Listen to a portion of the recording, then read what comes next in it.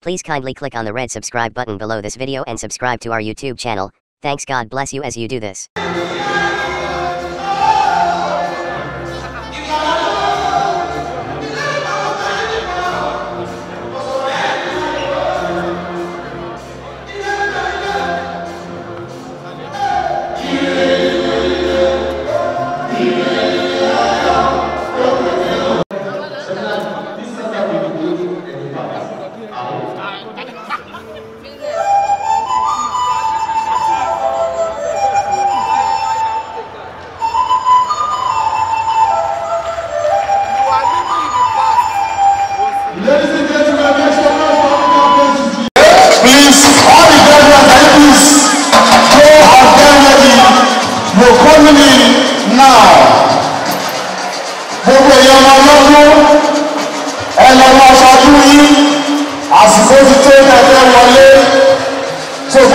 Thank you so much for watching our videos, and importantly, you need to subscribe because we drop videos almost every day. And how to subscribe? There's exactly everything. Go TV, click on it, you see a subscribe button, click on the subscribe button. That's all. And if you have a big show coming up, any event, you can call us.